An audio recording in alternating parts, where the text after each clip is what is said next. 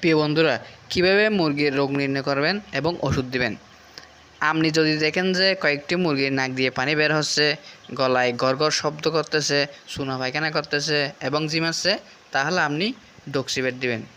যদি দেখেন যে বেশিরভাগ মুরগি এই লক্ষণগুলো দেখা যাচ্ছে, তাহলে আপনি মাইক্রোনিট দিবেন।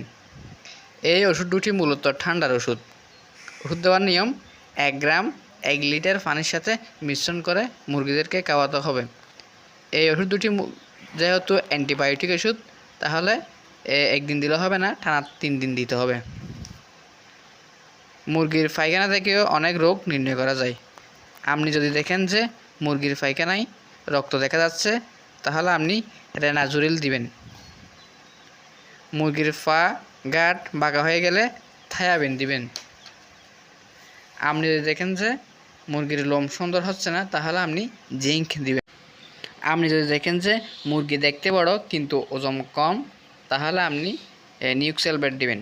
প্রিয় বন্ধুরা, আমাদের চ্যানেলে ওষুধের একটি তালিকা পোস্ট করা আছে, আপনি চাইলে দেখতে পারেন। প্রিয় বন্ধুরা, ভিডিওটা ভালো লাগলে লাইক দিবেন। ধন্যবাদ সবাইকে।